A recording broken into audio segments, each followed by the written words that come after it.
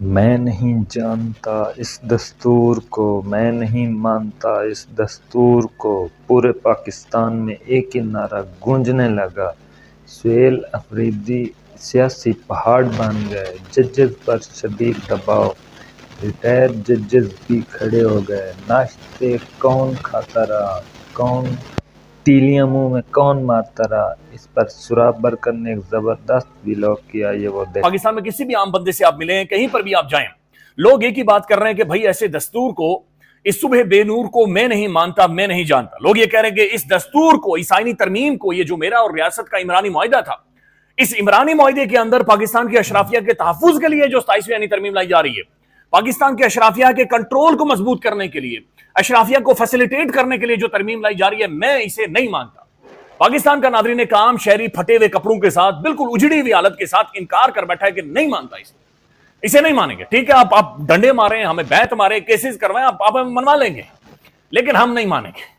आप जो मर्जी कर लेंगे, नहीं मानेंगे। आप सोशल मीडिया उठाकर देख लें नादरीन, टॉप ट्रेंड है ऐसे दस्तूर को मैं नहीं मानता। मुल्क भर में नादरीन एक तहरीक का आगाज तो उसका जो मुजाहरे हैं उनका ऐलान तो कर दिया गया है, लेकिन पाकिस्तान के डॉन अखबार की फ्रंट की पेज की पहले पेज की नादरी स्टोरी है, HXI calls 27th amendment 9/11 on Pakistan के जो 27वीं यानी तरमीम है, ये पाकिस्तान के ऊपर 9/11 है, यानी 9/11 है, यानी पाकिस्तान की बुनियादों के ऊपर, पाकिस्तान की जड़ों के ऊपर ये जो 27वीं तरमीम है नादरीन, ये एक हमला है और ये एक अटैक है। आज नादरीन बाकायदा से जो साबिक रिटायर्ड जजेस हैं वो भी खड़े हो गए, उन्होंने भी दरखास्त कर दी। उन्होंने कहा सुप्रीम कोर्ट ये जजेस किधर बैठे हुए हैं, ये जजेस खड़े क्यों नहीं होती? भाई आपका भी तो कोई काम है ना। यानी पाकिस्तान के अंदर नादरीन हमेशा देखा जाता है इमरान खान को, तहरीक इंसाफ को, भाई मार खा खा खा कर उनकी चमड़ियां उधेड़ दी गई हैं। पाकिस्तान के अंदर 40-50 हजार बंदा अपना गिरफ्तार करवा बैठे हैं, 100 से ज्यादा लोग उनके शहीद हो गए, जाने दिए उन्होंने, यानी घिस गए वो पार्टी मार खा खा कर। 2-2.5 सालों से इमरान खान अडयाला जेल से रेजिस्ट कर रहा है, वहां से होकर मजामत कर रहा है। जिम्मेदारी सिर्फ नादरीन तहरीक इंसाफ पर नहीं है, जिम्मेदारी बाकी सब पर भी आयद होती है। अंसार अब्बासी साहब ने आज बड़ी हिम्मत की है, उन्होंने भी कुछ ना कुछ लिख दिया है, चूंकि सबको महसूस हो रहा है नादरीन कि ये जो घुटन है ये बढ़ती जा रही है, और ये खौफनाक हद तक ये घुटन, बल्कि पूरा गला नादरीन घोंट कर रख दिया गया है।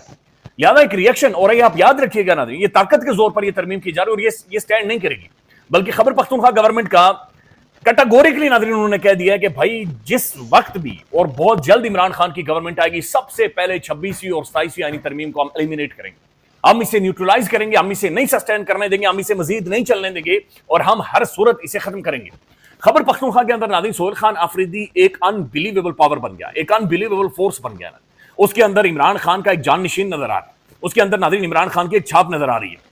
पाकिस्तान में नादरीन तूफान बर्पा किया गया, सोहेल खान आफरीदी के हवाले से क़यामत बर्पा कर दी गई, प्रोपेगंडे, धमकियां, तड़ियां, इंज कर देंगे, उंज कर देंगे, यानी हर तरफ से अगर कोई हमला है नादरीन, वो मोहतरम सोहेल खान आफरीदी साहब के ऊपर है, और वो एक चट्टान की तरह खड़ा है, वो एक तूफान की तरह खड़ा है। उसकी बहादुरी, उसके मुस्तकिल मजाजी अनबिलीवेबल है। अनबिलीवेबल प्रेशर को वो बंदा सोक कर रहा है, वो बंदा बर्दाश्त कर रहा है।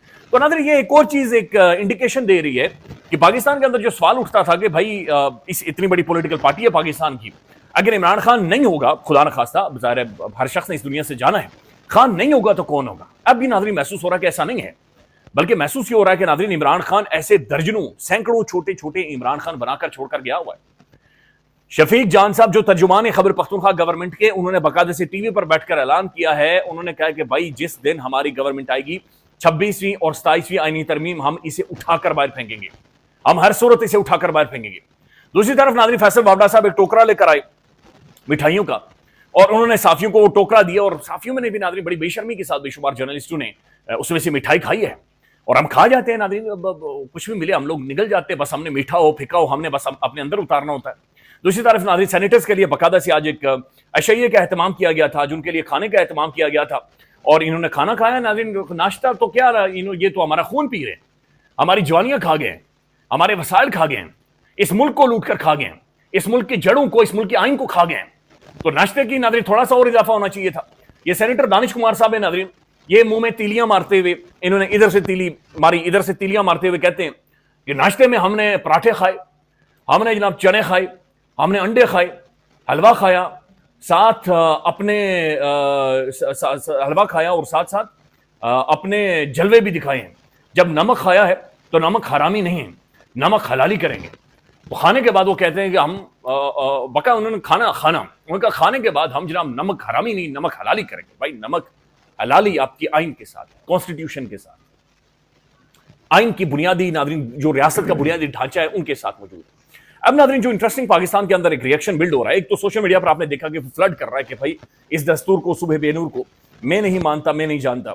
लेकिन दूसरी तरफ नादरीन पाकिस्तान की बहुत बड़ी शख्सियात कुछ बातचीत कर रही हैं और बोल रही हैं।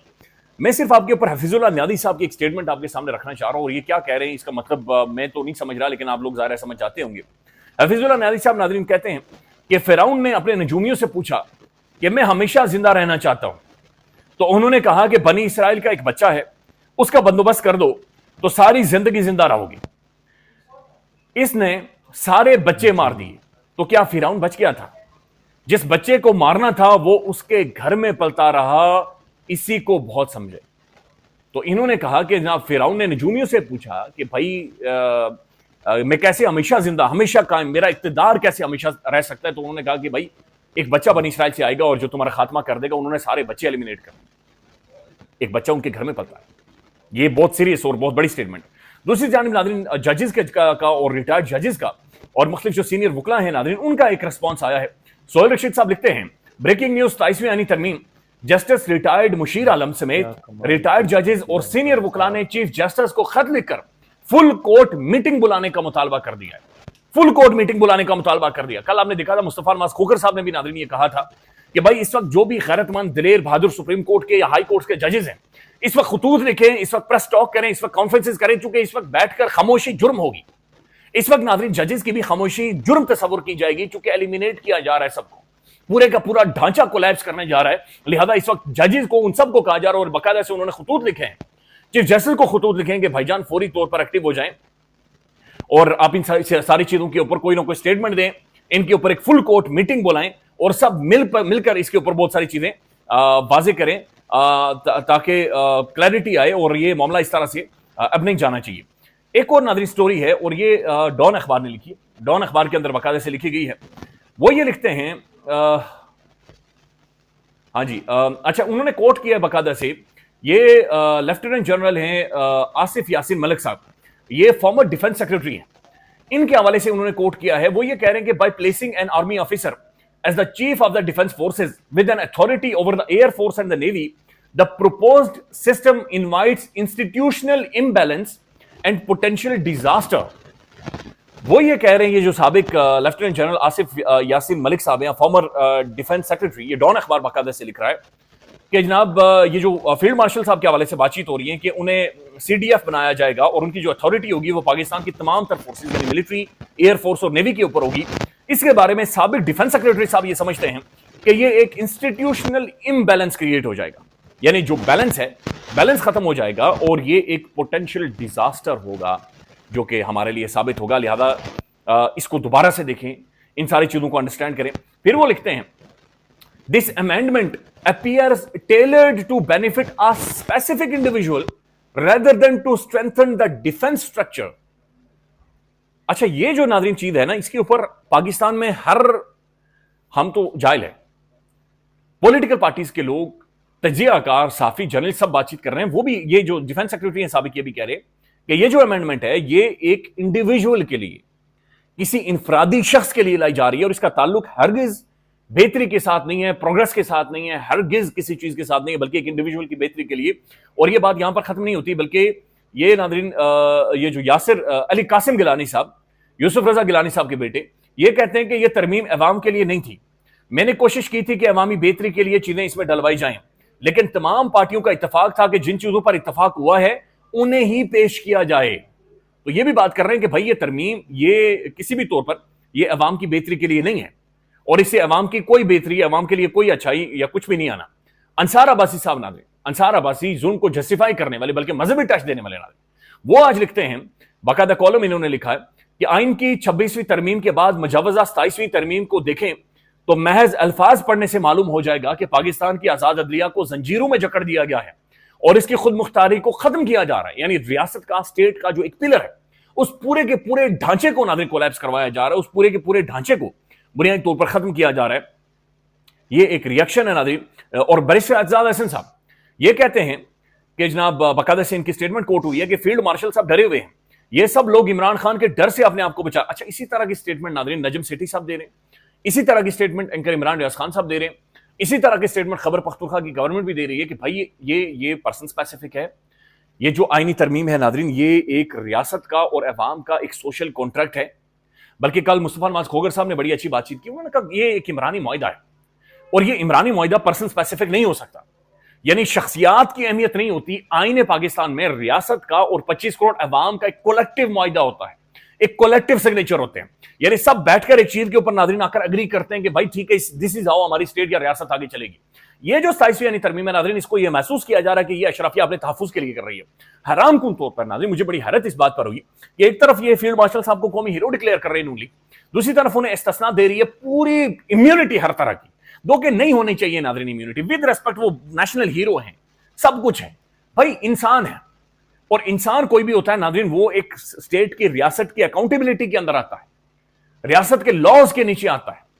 दूसरी तरफ नादरीन नून लीग या जो बाकायदा से शहबाज शरीफ साहब है, उन्होंने तो शर्मनाक करार दिया अपने लिए इस्तिस्ना देने को। यानी अपने लिए वो कह रहे हैं कि नहीं नहीं नहीं, जो भी पब्लिक सर्वेंट है या जो भी पब्लिक रिप्रेजेंटेटिव है वो अकाउंटेबल है। फिर नादरीन इसी तरह से स्पीकर कौमी असेंबली ने कहा नहीं नहीं नहीं, मैं नहीं, मुझे नहीं चाहिए ये भी। तो ये क्या कह रहे हैं नादरीन, ये जरदारी साहब को शर्म दिला रहे हैं कि जनाब आप जो इम्यूनिटी लेकर बैठ गए हैं और आप at the end of the day आप ये कह रहे हैं कि मुझे हर तरह की इम्यूनिटी दी है, वो टीटी वाली सारी चीजें दोबारा से ना खुलें, तो ये चीजें नादरीन गड़बड़ होगी। महसूस ये हो रहा है नादरीन कि एक मिसकैलकुलेशन होगी और वेरी वेरी अनफॉर्चुनेट कि ऐसे टाइम में जब हम लोग वल्नरेबल। अल्लाह हाफिज़।